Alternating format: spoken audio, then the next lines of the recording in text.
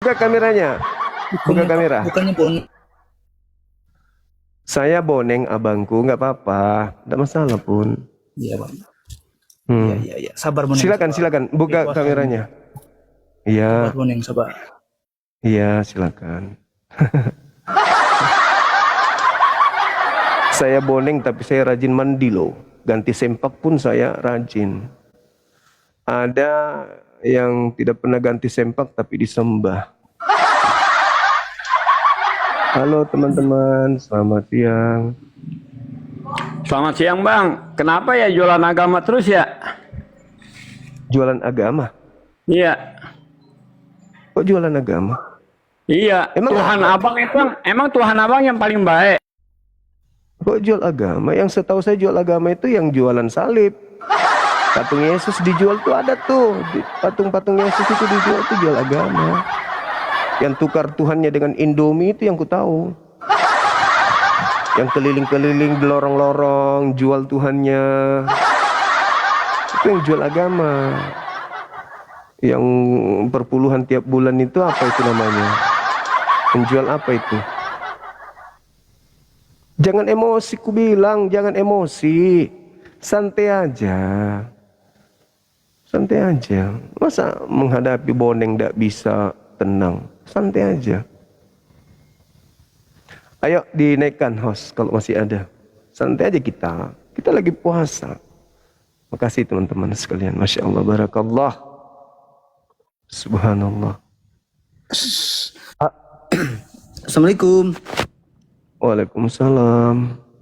Maaf bang, saya muslim bang, cuma ingin nanya aja boleh bang? Muslim mau nanya lewat DM bang. Kalau mau nanya. Oh. Mau nanya apa emang? Ini karena saya ke ustadz-ustadz kan nggak ada, jarang gitu kan, jadi sepengetahuan saya ilmu. Saya bukan ustadz. Kalau mau tanya ustadz ke ustadz abang. Kalau materi itu. Saya spesial untuk pengkaderan generasi N. Supaya tidak tertipu oleh misionaris-misionaris. Halo, selamat siang. Iya, selamat siang semua nih. Mohon maaf nih. Assalamualaikum. Sholat tak. Sholat tadi omai. Purnama kiki kande bobo. Ya teh siang. Apa? Bukan Toraja Kak. Apa Ra? Bang Zuma. Mandar. Orang Mandar. Iya. Iya. Oke.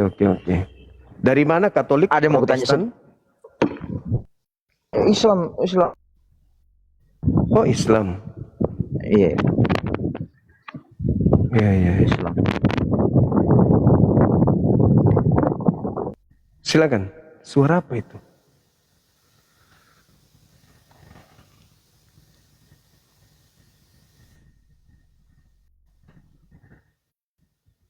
Halo. Halo, Iya, silakan Bang. Dari sekte mana? Katolik, Protestan? Protestan. Gimana nih kalau apa nih? Kalau videonya? Protestan Bang, silakan. Ya, Salam kenal abangku. Ya, Masya Salam, Allah. Siap. Silakan Bang. Ini ada pertanyaan dari saya yang kalian sembah di gereja itu dengan menyebut Allah itu siapa Bang? ya saya sama seperti yang beberapa teman yang udah apa tadi belum Ya, sebegitu mengenal lebih jauh. Mungkin saya juga sedikit tertarik. Kira-kira kalau menurut abang apa yang bisa menggugah saya untuk harusnya mengikuti seperti ajaran abang? ya yang pertama di Islam itu kan Tuhannya kul huwallahu ahad, Tuhannya satu. Ya. Bukan dua, bukan tiga. Sebagaimana seruan Syema Israel, satu Tuhan. Terus Tuhan yang kami sembah itu laisa kamislihi syai', tidak serupa dengan makhluk, karena bukan makhluk. Sama seperti pengajaran orang Yahudi 2 Samuel 7:22, Tuhan itu tidak serupa dengan makhluk. Lalu Tuhan yang kami sembah itu maha suci, maha tinggi, subhanahu wa ta'ala. Sama seperti Tuhannya orang Yahudi di dalam Yesaya 5 nomor 16, Tuhan mereka juga maha suci, maha tinggi. Nah, tidak serupa dengan apapun. Walam yakul lahu kufuwan ahad. Tuhan yang kami sembah itu tidak serupa dengan apapun. Lalu bagaimana cara kami berkomunikasi dengan Tuhan kami? Dengan cara beribadah. Dari mana kami memperoleh cara ibadah itu? Melalui wakilnya, rasulnya yang turun ke bumi, yang mengajarkan kami tata cara untuk berhubungan dengan Tuhan yang tak serupa dengan makhluk yang tak terlihat ini.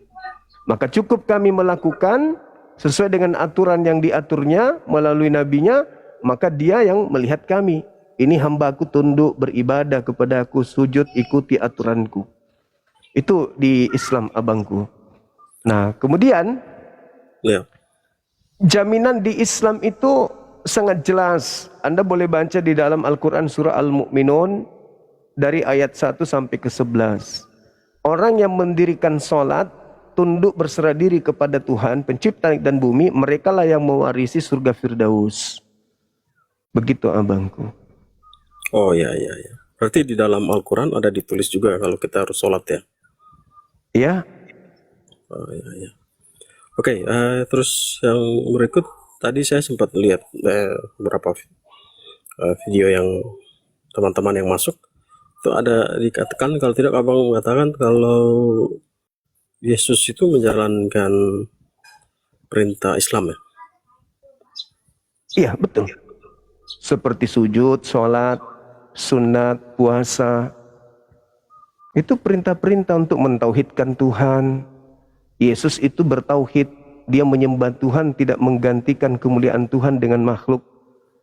Dia mendudukkan dirinya hanya sebagai rasul utusan Tuhan. Dan itu iman kami sebagai muslim. Gitu abangku.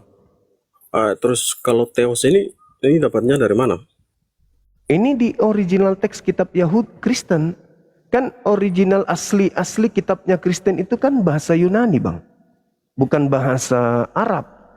Bukan bahasa Inggris. Tapi bahasa Yunani. Berarti Nah kalau di bahasa gimana? originalnya Al-Quran ada juga? Ada bahasa Arab tapi Oh, bahasa Arab ya. itu masih dipertahankan sampai hari ini. Nah kalau di kitab saudara awalnya ditulis perjanjian baru itu bahasa Yunani bang. Itu tidak ada kata Allah, yang ada cuman Theos. Dan Theos kalau kita ingin jujur mengakui, Theos itu dewa. Jadi dewa Bapa, dewa Anak, dewa Roh Kudus harusnya. Nah inilah, itu bukan cuman penamaan saja abangku. Coba Anda buka di Kisah Para Rasul 17. Nomor 21, 22, 23. Itu bukan cuman penamaan dewa. Memang betul-betul nyembah dewa. Kata Paulus, apa yang kalian sembah selama ini, yaitu dewa yang tidak kalian kenal, agnostos theos, inilah yang aku ajarkan kamu, yaitu Yesus. Berarti saudara kami menyembah dewa dalam nama Yesus gitu bang. Oh iya, iya, iya. Terus apa namanya? Berarti di zaman Yesus gak ada nubuatan-nubuatan atau ada? Di zaman Yesus nubuatan datangnya penyesat bernama Yesus Kristus itu ada. Dan nubuatan datangnya seorang roh pembawa kebenaran yaitu Hamed itu juga ada. Jadi ada dua yang datang setelah Yesus. Yang pertama Yesus palsu, yang kedua adalah Nabi yang akan datang. Nabi yang akan datang inilah yang kami sebut Nabi Muhammad. Sedangkan penyesat yang datang dalam nama Kristus Yesus itulah yang datang kepada Paulus. Kenapa? Karena Yesus adalah anak manusia. Sedangkan yang datang kepada Paulus, menurut Paulus bukan anak manusia. Berarti bukan anak Maria. Ya, saya tahu yang saya di Bible saya itu nubuatan di zamannya Yesus itu cuman Yesus saja yang bisa melakukan nubuatan. Tapi kalau di zaman perjanjian lama banyak nubuatan-nubuatan yang dibuat. Tapi kalau di zaman perjanjian baru, saya nggak begitu pelajari tentang Al-Quran lebih mendalam atau Alkitab lebih mendalam. Tapi setahu yang saya baca dan saya telusuri, nubuatan nubuatan di zamannya Yesus itu cuma Yesus saja yang nubuatan. Tak ada yang lain-lain lagi. Yesus mengatakan begini, adalah di dalam Yohanes 16 nomor 7, nomor 8 sampai nomor 15. Adalah lebih baik jikalau aku pergi, sebab kalau aku tidak pergi, roh kebenaran itu tidak akan datang. Berarti ada roh kebenaran. Kebenaran kan Yesus menggunakan bahasa Aram. Kebenaran dalam bahasa Aram itu Hamed. Berarti roh Hamed. Berarti yang datang itu adalah Ahmad, ismuhu Ahmad. Dialah yang akan mengajarkan segala sesuatu tentang hukum-hukum, keadilan, dan penginsapan dunia akan dosa. Ketika ia datang, dia akan memuliakan aku. Nah, siapa yang memuliakan Yesus? Islam atau Kristen? Kan Islam yang memuliakan beliau. Makanya kami menyebutnya alaihi salam, atasnya damai sejahtera, atasnya keselamatan. Kami tidak mengimani Yesus itu diludahin, ditampar, ditonjok, diseret, ditelanjangin, ditombak, dikutuk, dibunuh. Itu kami tidak imani. Kami tidak imani itu, kami tidak percaya, kami menolak keras itu. Kenapa? Karena beliau ini adalah manusia mulia. Sedangkan kalau di Kristen, siapa yang diludahi? Yesus. Siapa yang ditampar? Yesus. Yang diludahin Yesus. Apakah itu memuliakan? Tidak, itu penghinaan. Sedangkan Yesus menubuatkan ketika roh Hamed datang, dia akan memuliakan aku. Dan kemuliaan itu kepada Yesus hanya ada di Islam, abangku. Coba yang di dalam konsep, mohon maaf nih, di dalam konsepnya orang Yahudi, konsep orang Yahudi yang dikutuk itu, yang disalib itu adalah orang yang dikutuk Tuhan. Sedangkan di Kristen yang dikutuk itu, yang digantung itu Yesus. Nah, di dalam Al-Quran, orang yang disalib itu adalah orang yang dikutuk. Di dalam pengajaran Yahudi ulangan 21, 22, 23, orang yang disalib juga adalah orang yang dikutuk. Tidak mungkin begini, kami Bang. mau... Ya, silakan. Kalau dari versinya kita, itu Yesus itu datang memang sebagai pelayan untuk menyembuhkan orang yang sakit. Yes, Nah, betul. jadi dia harus datang sebagai pelayan dan dia harus datang kepada orang yang berdosa. Siapa orang berdosa? Ya kita ini sudah. Nah, itu satu. Terus yang kedua, salib itu membuktikan bahwa kita tahu bahwa kita di dunia ini hanya sementara. Ikatan kita di dunia ini hanya sementara. Punya kontrak tertentu sampai usia tertentu pasti kita akan dipanggil. Untuk itu salib itu ada. Kalau dikatakan di dalam maaf tadi kalau bilang kutuk atau apa gitu, itu menurut saya secara pribadi itu sebenarnya lebih kepada Yesus menyelami kepada kita semua untuk melihat secara pribadi dan kita. Jadi begini Bang, saya sebenarnya masih mau lanjut, cuman hari ini saya ada pertandingan bola, jadi saya Siap. keluar sebentar dulu Bang. Iya, Makasih abang, lagi. thank you Bang. Makasih. Saya Hormat saya. pernah Bang. dengar namanya Bang Zuma. Saya baru pertama kali lihat Bang Zuma. Oke, Hormat, makasih abang, makasih. Salam dari Papua. Siap. Baik, abangku baik. Salam. Oke, teman-teman sekalian. Jadi saya luruskan ya sedikit ya. Jadi itu konsep, itu doktrin, itu dogma. Kita hargai. Itu doktrin, itu dogma. Salib, Yesus itu turun ke bumi untuk orang-orang berdosa dan seterusnya.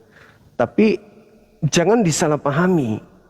Yesus datang untuk menyelamatkan orang-orang yang berdosa itu bukan dengan cara dia dibunuh. Yesus datang menyelamatkan orang-orang berdosa dengan Yesus memberikan konsep. Apa konsep keselamatan? Jelas kok Matius 5, 17 sampai 48. Jelas Yohanes 17 nomor 3. Yohanes 5 nomor 36. Kemudian dijelaskan lagi oleh dia Matius 19 nomor 16 dan seterusnya. Bagaimana Yesus memberikan hidup kekal? Bukan dengan salib. Yesus memberikan hidup kekal dengan mentaati perintah-perintah Tuhan Bapa kepada mereka Bani Israel. Ya menurutmu, kalau menurut